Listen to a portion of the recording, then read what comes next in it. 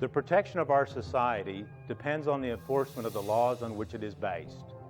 But in the course of enforcing those laws, through the incarceration and prosecution of offenders, municipalities have become financially liable when prisoners commit suicide in our jails. This video program is intended to provide assistance to municipalities by offering guidance in the prevention of jail suicides. Preventing jail suicides reduces liability exposure for municipalities and their employees who handle those who are placed in our jails.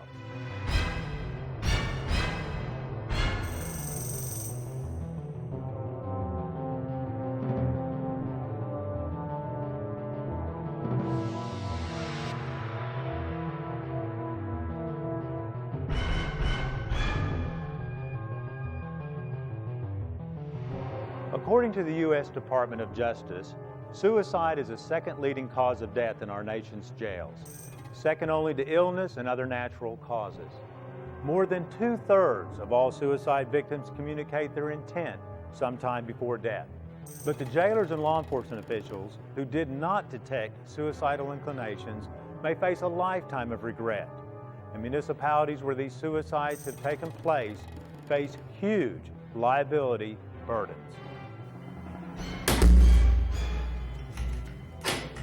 I was a 911 dispatcher. I answered the 911 the calls and dispatched to the police units.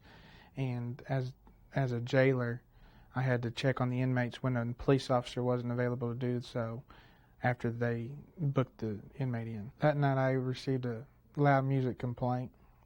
Receive them all the time. No, I dispatched an officer to the residence so that he could, just ask the gentleman nicely to turn the music down. Apparently the gentleman got unruly and combative. The officer made an arrest and charged him with public intoxication and disturbing the peace.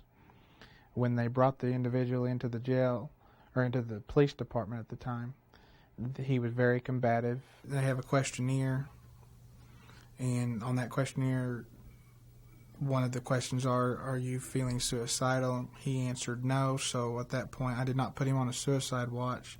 They asked him if he was taking any medications, and he told him the medication. My knowledge, I wish I would have knew what the medication was. I mean, unfortunately I didn't, but I do now. If I would have known more of the symptoms, like with the antidepressant that he was on and stuff like that, I probably would have stuck him on the suicide watch. When they put him in the jail cell, he seemed to be very, at that point, calm and collective. I made the mistake, and I assumed that this guy was, just going to sleep it off. When I come back in, I always take a look at the monitor, especially if I have an inmate in the cell, and noticed that he was hanging in front of the camera. And again, are you suicidal at this time? And he said no, but unfortunately he was. So what can we do?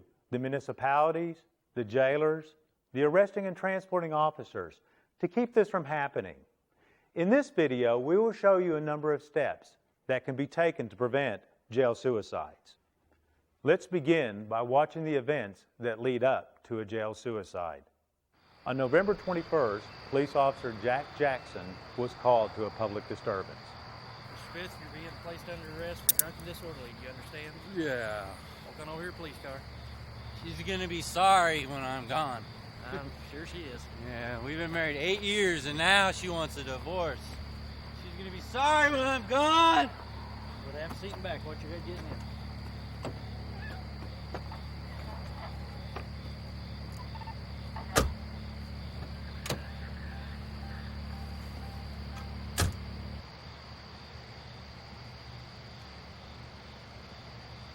Officer Jackson has made the arrest and is transporting the prisoner to the city jail.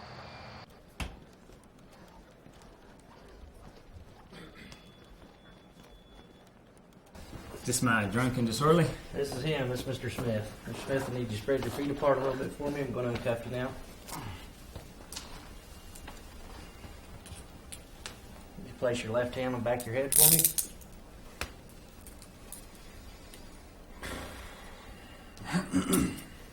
Okay, you can relax. I need you to take everything out of your pockets. Also remove your tie, belt, and shoestrings. Lay everything up there on the counter for us, okay? Need you to go ahead and sign right here for your property.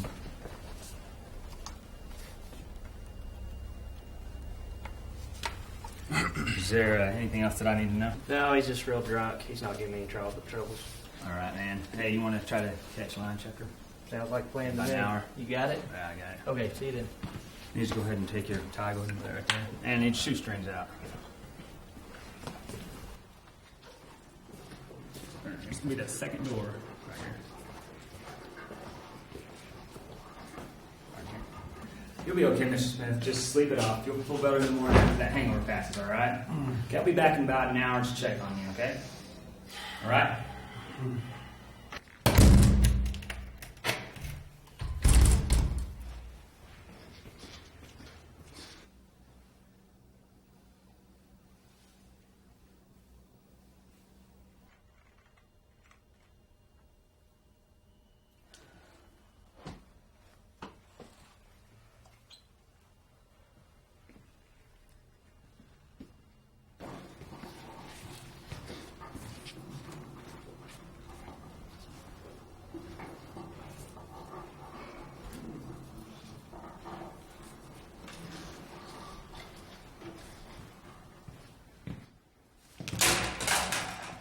Headquarters, I need medical. Start medical. I also need another officer. You just witnessed a jail suicide and the events that led up to it. But this suicide did not have to happen. It could have been prevented. And we're going to show you how, beginning with the arrest. Mr. Smith, you're being placed under arrest for drunk and disorderly. Do you understand? Yeah. Walk on over to your police car. She's gonna be sorry when I'm gone. The arrestee has just given Officer Jackson a clue to his intent. He said she's going to be sorry. It may mean nothing, or it may be a threat, perhaps a threat of self-harm. This time, the arresting officer has been trained to pick up on such clues and will now ask his prisoner what he means. What do you mean by she's going to be sorry? Who's going to be sorry? Wife, she's gonna be sorry when I'm gone. We've been married for 8 years, and now I lost my job, so she's tired of paying the bills. I've been looking for a job. She's gonna be sorry when I'm gone. What do you mean by gone exactly? She's gone. Gone. Just have a seat and back. Nothing. Watch your head. With just a few questions, Officer Jackson has learned that Mr. Smith may be plotting an action that will make his wife regret a divorce. Now, that doesn't necessarily mean that he is suicidal, but it's certainly a red flag that needs watching. Let's continue. Is this my drunk and disorderly? This is him. This is Mr. Smith. Mr. Smith, I need you to spread your feet apart a little bit for me. I'm going to uncuff you now. You place your left hand on the back of your head for me.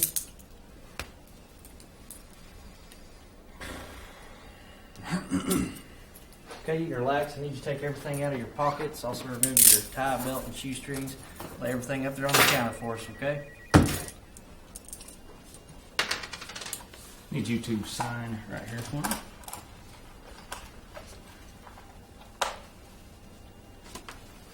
Is there anything else that I need to know?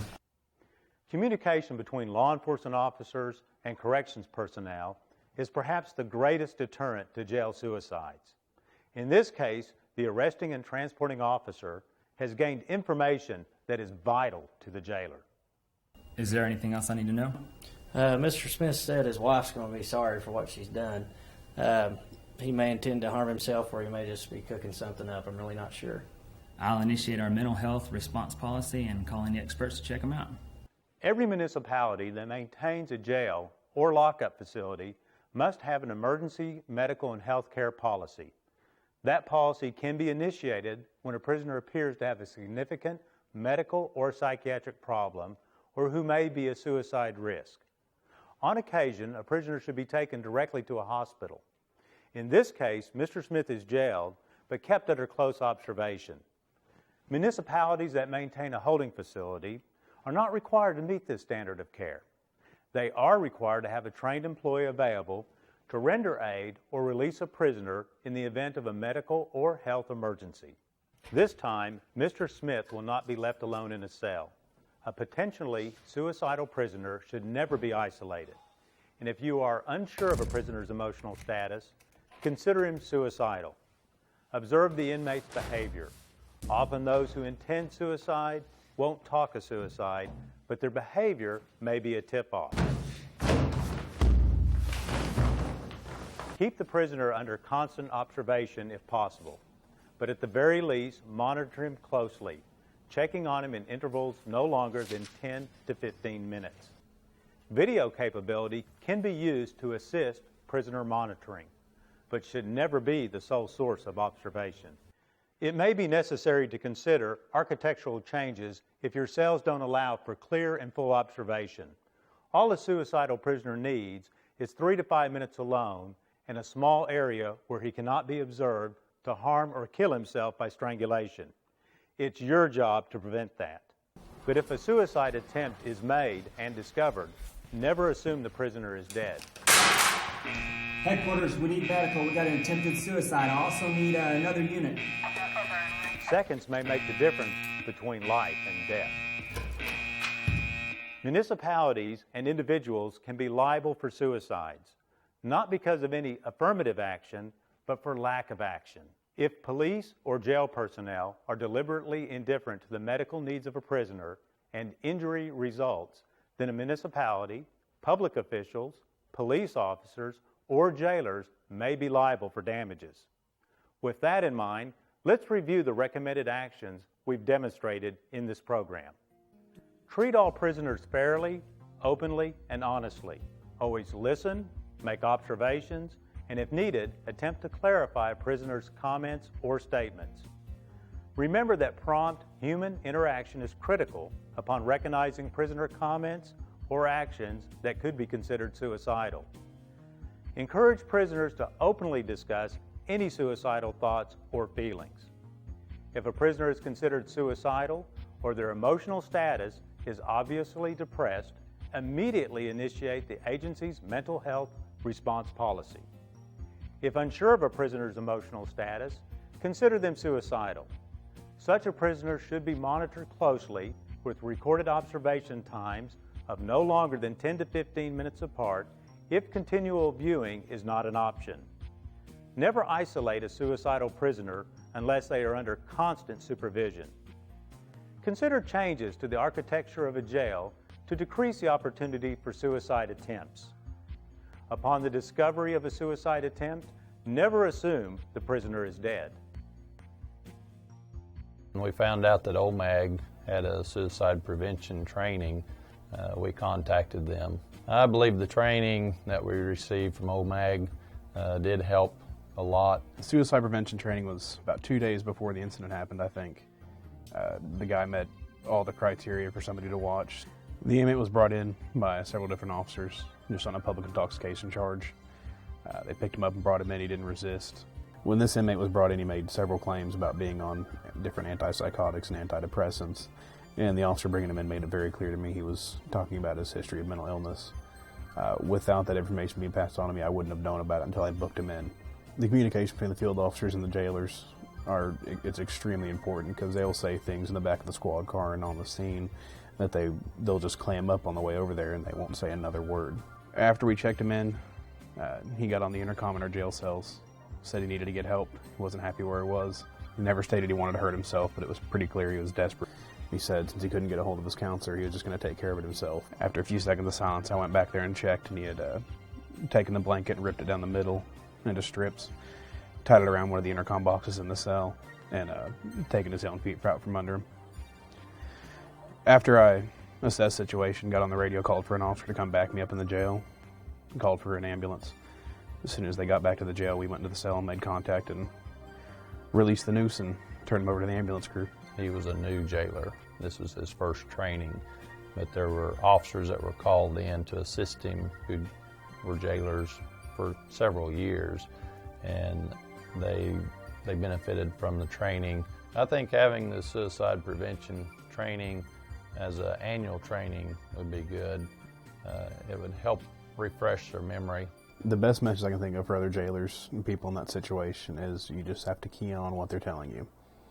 They're always giving you the red flags and the indicators of what they intend to do. Preventing suicides in our jails is not a matter of luck. It's a matter of practice. Thanks for watching.